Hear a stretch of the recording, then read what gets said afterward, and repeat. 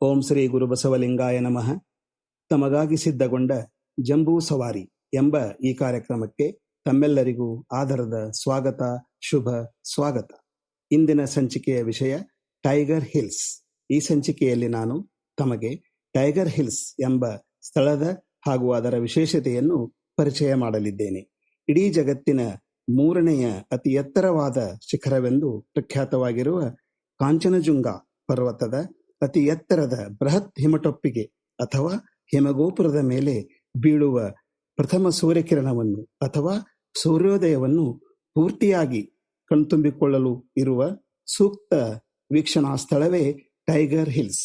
ಇದು ಪಶ್ಚಿಮ ಬಂಗಾಳದ ಡಾರ್ಜಿಲಿಂಗ್ನಿಂದ ಸುಮಾರು 30-35 ಕಿಲೋಮೀಟರ್ ದೂರ ಇರುವ ಪ್ರದೇಶ. ಇಂಥ ವಿಶೇಷ ಸ್ಥಳಕ್ಕೆ ನಮ್ಮ ಕನ್ನಡದ ಹಿರಿಯ ಸಾಹಿತಿಗಳಾದ ಶ್ರೀ ಅಗ್ರಹಾರ್ ಕೃಷ್ಣಮೂರ್ತಿಯವರು 2008ನೇ ಇಸವಿ ಫೆಬ್ರವರಿ ತಿಂಗಳಲ್ಲಿ ಭೇಟಿ ನೀಡಿ ಅಲ್ಲಿನ ದೃಶ್ಯ ವೈಭವವನ್ನು ಪ್ರವಾಸಿ ಕಥನ ರೂಪದಲ್ಲಿ ಪ್ರಜಾವಾಣಿ ಪತ್ರಿಕೆಯಲ್ಲಿ ಒಂದು ಲೇಖನದ ಮೂಲಕ ಓದುಗರಿಗೆ ತಿಳಿಸಿದ್ದಾರೆ. ಲೇಖಕರಾದ ಶ್ರೀ ಅಗ್ರಹಾರ್ ಕೃಷ್ಣಮೂರ್ತಿಯವರಿಗೆ ನನ್ನ ಧನ್ಯವಾದಗಳನ್ನು ತಿಳಿಸುತ್ತಾ ನಾನೀಗ ಆ ಲೇಖನವನ್ನು ಅದು ಇದ್ದ ಹಾಗೆ ಇದ್ದಂತೆ ತಮ್ಮೆದುರು ವಾಚನ ಮಾಡಬಯಸುತ್ತೇನೆ. ಆ ಒಂದು ಕ್ಷಣ ದೇವರ ದಯೆ ಕಾಣು. ಡಾರ್ಜಿಲಿಂಗ್ ಬಳಿಯ ಟೈಗರ್ ಹಿಲ್ಸ್ ನಲ್ಲಿ ಕಾಣುವ ಸೂರ್ಯೋದಯ ಜಗತ್ಪ್ರಸಿದ್ಧ. ಇದೊಂದು ಅಪೂರ್ವ ಕ್ಷಣ. ಅಲ್ಲಿನ ಪ್ರತೀತಿಯಂತೆ ಇದನ್ನು ನೋಡಲು ಅದೃಷ್ಟವಿರಬೇಕು. ರವೀಂದ್ರನಾಥ್ ಟ್ಯಾಗೋರ್ ಇದನ್ನು ನೋಡಲು 5 ಬಾರಿ ಬಂದು ಹೋದರು. ಆದರೂ ಸೂರ್ಯೋದಯ ಕಾಣದೆ ಹಿಂದಿರುಗಿದರಂತೆ. ಆ ದಿನದ ಕೆಲಸ ಮುಗಿದಿತ್ತು. ಮನಸ್ಸು ಮರುದಿನದ ಪ್ರಯಾಣದ ಕಡೆಗಿತ್ತು. ಹೋಟೆಲಿಗೆ ಬಂದು ಕೈಕಾಲು ಚೆಲ್ಲುವಾಗಲೇ ಮೊಬೈಲು ಸದ್ದು ಮಾಡಿತು. ಗೆಳತಿ ಪ್ರಜ್ಞಾ ಕುಶಲ ವಿಚಾರಿಸತೊಡಗಿದಳು. ಮಾತಿನ ನಡುವೆ ನಾನು ಏನು ಮಾಡುತ್ತಿದ್ದೇನೆಂದು ಕೇಳಿದಳು. ಡಾರ್ಜಿಲಿಂಗ್ನಲ್ಲಿದ್ದೇನೆಂದು ತಿಳಿಸಿದ ಕೂಡಲೇ ಎತ್ತರದ ದನಿಯಲ್ಲಿ ಓ ಗ್ರೇಟ್, ಟೈಗರ್ ಹಿಲ್ಸ್ಗೆ ಹೋಗಿದ್ದೀಯಾ ಅಂದಳು.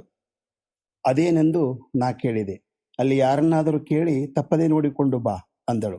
ಜೊತೆಗಾರರಿಗೆ ಹೇಳಿದೆ. ಅದೇ ರಾತ್ರಿ ಬೆಳಗಿನ ಜಾವ 3 ಗಂಟೆಗೆ ತಯಾರಾಗಿ ಹಿಮಚಳಿಗೆ ಸಿದ್ಧವಾಗಿರಬೇಕೆಂದು ತಿಳಿಸಿದರು. ಇದ್ದದ್ದು 30-35 ಕಿಲೋಮೀಟರ್ಗಳ ದಾರಿ. 3ಕ್ಕೆ ಎದ್ದೇನು ಮಾಡಬೇಕು ಎಂಬುದು ನನ್ನ ಪ್ರಶ್ನೆ. ಆದರೂ ತಯಾರಾದೆ. ಒಳ್ಳೆಯ ವಾಹನ ಬಂತು. ಇದ್ದ ನಾವು 4 ಹತ್ತಿದ ಕೂಡಲೇ ಟೈಗರ್ ಹಿಲ್ಸ್ ಕಡೆಗೆ ಮುಖ ಮಾಡಿ ಓಡತೊಡಗಿತು. ಆ ಕ್ಷಣ ಕೆಲ ಕಾರುಗಳು, ಕ್ವಾಲಿಸ್ಗಳು, ಜೀಪುಗಳು ನಮ್ಮನ್ನು ಹಿಂದಿಕ್ಕಿ ಭರ್ರೆಂದು ಮುಂದೂಡಿದವು. ನಮ್ಮ ಚಾಲಕ ಕುಳ್ಳ. ಅವನಿಗೆ ರಸ್ತೆ ಕಾಣುವುದೇ ಇಲ್ಲವೆಂಬುದು ನನ್ನ ಅಂದಾಜು. ಕತ್ತಲೆ ದಾರಿ, ಕಡಿದಾದ ತಿರುವುಗಳ ಏರುದಾರಿ. ಆದರೆ ಕುಳ್ಳ ಚಾಲಕ ತೋರಿದ ಕರಾಮತ್ತು ಅಚ್ಚರಿಯುಂಟು ಮಾಡಿತು. ನಮ್ಮನ್ನು ಹಿಂದಿಕ್ಕಿದ ವಾಹನಗಳ ಜೊತೆಗೆ ಇನ್ನಷ್ಟು ವಾಹನಗಳನ್ನೂ ಹಿಂದಿಕ್ಕುತ್ತಾ ಓಡಿಸುತ್ತಿದ್ದ. ನಾವು ಹೋಗುತ್ತಿದ್ದುದು ಸೂರ್ಯೋದಯವನ್ನು ನೋಡಲು. ಟೈಗರ್ ಹಿಲ್ಸ್ ಸೂರ್ಯೋದಯ ಜಗತ್ ಪ್ರಸಿದ್ಧವೆಂದು ಪ್ರಜ್ಞಾ ಹೇಳುವವರೆಗೆ ನನಗೆ ತಿಳಿದಿರಲಿಲ್ಲ. ಅಂದಿನ ಉದಯ 6:10 ಎಂದು ಹವಾಮಾನ ಇಲಾಖೆ ಪ್ರಕಟಿಸಿತ್ತು. ಬೆಟ್ಟದ ಬುಡಕ್ಕೆ ಬಂದಾಗ 5 ಗಂಟೆಯಾಗಿತ್ತು. ಮೇಲೇರಲು ವಾಹನ ಶುಲ್ಕ ಕಟ್ಟಿ ಚೀಟಿ ತರಲು ಹೋದ ಕುಳ್ಳ ಹಿಂತಿರುಗಿ ಬಂದು ನಿರಾಶೆಯಿಂದ ಗಾಡಿ ಮೇಲೇರುವುದು ಸಾಧ್ಯವಿಲ್ಲ ಸಾರ್, ಮೇಲಿನಿಂದ ಕೆಳಗಿನ ಪ್ರದೇಶವರೆಗೆ ಈಗಾಗಲೇ ಗಾಡಿಗಳು ನಿಂತಿವೆ ಅಂದ. ಆ ವೇಳೆಗಾಗಲೇ 100 ವಾಹನಗಳು ಅಲ್ಲಿ ಒಂದರ ಹಿಂದೊಂದು ನಿಂತು ಟೈಗರ್ ಹಿಲ್ಸ್ ನೆತ್ತಿ ಮುಟ್ಟಲು ಕೇವಲ ಹಾರ್ನ್ ಮಾಡುತ್ತಿದ್ದವು ಅಷ್ಟೇ. ಅಂದು 6:10 ಮೇಲೇಳಲಿದ್ದ ಸೂರ್ಯ ಸಾಹೇಬರಿಗೆ 100 ವಾಹನಗಳ ನಾನಾ ಬಗೆಯ ಹಾರನ್ಗಳ ಮೊಳಗು ಅಲ್ಲಿ. 6:10 ಮೇಲಕ್ಕೆ ತಲುಪುವುದು ಅಸಂಭವವೆಂದು ಹತಾಶರಾಗುತ್ತಿರುವಾಗಲೇ ನಡೆಯುತ್ತಾ ಹೋಗಿ ಬಿಡೋಣವೆಂಬ ತೀರ್ಮಾನಕ್ಕೆ ಬಂದೆವು. ಕತ್ತಲೆ ದಾರಿಯಲ್ಲಿ ಮುಗ್ಗರಿಸುತ್ತಾ, ವಾಹನಗಳ ಅಕ್ಕಪಕ್ಕ ಹಾಯುತ್ತಾ, ಚಳಿಯಲ್ಲೂ ಈದಿರಿಸಿ ಬಿಡುತ್ತಾ ಮೇಲೇರಿ ವೀಕ್ಷಣಾಗ್ರಹ ತಲುಪಿದಾಗ ಸರಿಯಾಗಿ 6 ಗಂಟೆ. ಅಲ್ಲೊಂದು ಜನಗಳ ಜಾತ್ರೆ. ಅಲ್ಲಿ 3 ಹಂತದ ಪ್ರವೇಶ ಶುಲ್ಕ. 40 ರೂಪಾಯಿಗೆ ಮೇಲಿನ ಹಂತ, 20 ರೂಪಾಯಿಗೆ ಅದರ ಕೆಳಗಿನ ಹಂತ. 2 ಬಾಲ್ಕನಿಗಳು ಹೌಸ್ಫುಲ್. 10 ರೂಪಾಯಿಯ ನೆಲವೇ ನಮಗುಳಿದದ್ದು. ಟಿಕೆಟ್ ಕೊಂಡು ಬಡಬಡ ಒಳನುಗ್ಗಿದೆವು. ರೈಲು ಬಂದು ನಿಂತಾಗ ಟಿಕೆಟ್ ಕಾದಿರಿಸದ ಪ್ರಯಾಣಿಕರು ಡಬ್ಬಿಗಳಿಗೆ ನುಗ್ಗುವ ಹಾಗೆ. ಆಗ ಅಪ್ಪಟ ಕನ್ನಡ ಗಾದೆಯ ನೆನಪು. ಆಕಾಶ ನೋಡಲು ನೂಕು ನುಗ್ಗಲು ಯಾಕೆ, ಅದು ಅಲ್ಲಿ ಸುಳ್ಳಾಗುತ್ತಿತ್ತು. ಆಯಕಟ್ಟಿನ ಜಾಗ ಹಿಡಿದು ನಿಲ್ಲಲು ನೂಕು ನುಗ್ಗಲು ಅಷ್ಟೇ ಅಲ್ಲ, ಒಂದೆರಡು ತಾರಾಮಾರಿಗಳೂ ಆಗುತ್ತಿದ್ದವು. ಬೆಟ್ಟದ ಮೇಲೆ ಇದ್ದ ಅಪರಿಮಿತ ಪ್ರಶಾಂತ ವಾತಾವರಣವನ್ನು ಮಾಲಿನ್ಯಗೊಳಿಸುತ್ತಿದ್ದ ಕೆಲ ಬಂಗಾಳಿ ಭಾಷಿಕರನ್ನು ನಾನು ಗದರಿಸಬೇಕಾಗಿ ಬಂತು.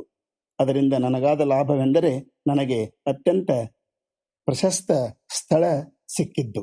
ಎದೆಮಟ್ಟದವರೆಗಿನ ದಪ್ಪ ಕಬ್ಬಿಣದ ಕಟಕಟೆಗೆ ಆತು ನಿಂತ ಜನರು ಮಂತ್ರಮುಗ್ಧರಾಗಿ ಎದುರಿಗಿದ್ದ ಸ್ಪಷ್ಟವಾಗಿ ಏನೂ ಗೋಚರಿಸದ ಮಂಜು ಕವಿದ ಆಳ ಪ್ರಪಾತದ ಕಡೆಗೊಮ್ಮೆ, ಅದೋ ಅಲ್ಲಿ ಇನ್ನೇನು ಉದಯಿಸುವೆನೆಂದು ಕೆಲವರು ಸೂಚಿಸುತ್ತಿದ್ದ ಬಹುದೂರದ ಪೂರ್ವ ದಿಗಂತದ ಕಡೆಗೊಮ್ಮೆ ನೋಡುತ್ತಿದ್ದರು.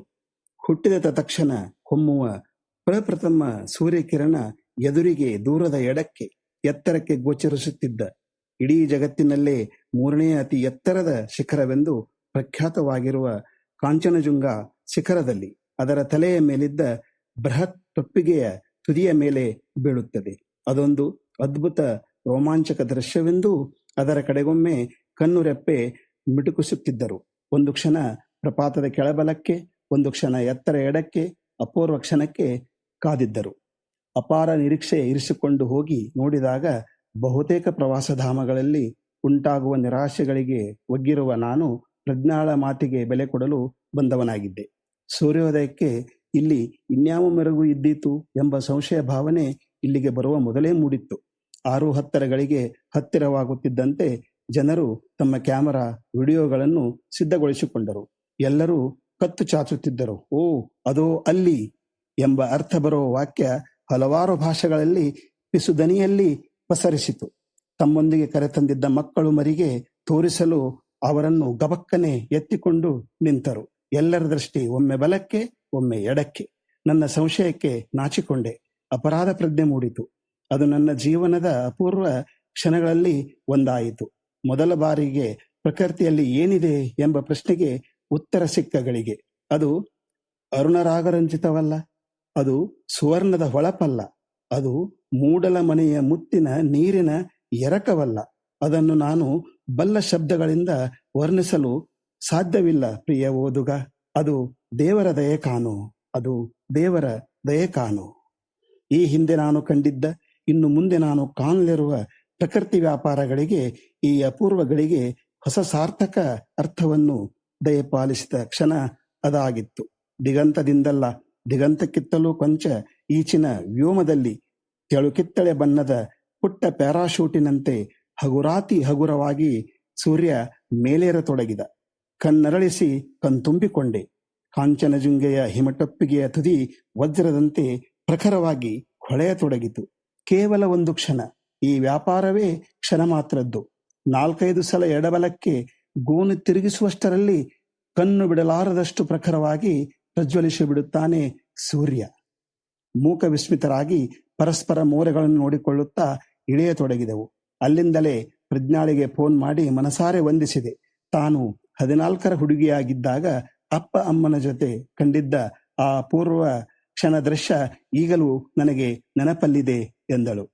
ಆ ಸುತ್ತಲ ಜನ ಹೇಳಿದರು, ಇದಕ್ಕೆ ಅದೃಷ್ಟವಿರಬೇಕು. ಎಲ್ಲ ಕಾಲದಲ್ಲೂ ಆಕಾಶ ಅನುಕೂಲಕರವಾಗಿರುವುದಿಲ್ಲ. ಮಳೆ ಚಳಿಗಾಲದಲ್ಲಂತೂ ಅತಿ ದುಸ್ತರ.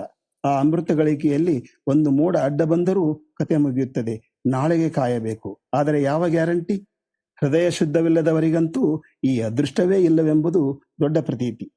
ರವೀಂದ್ರನಾಥ್ ಠಾಗೋರ್ 5 ಬಾರಿ ಬಂದು ಹೋದರೂ ಅವರು ದುರದೃಷ್ಟವಂತರಾಗಿಯೇ ಹಿಂದಿರುಗಿದ್ದರಂತೆ.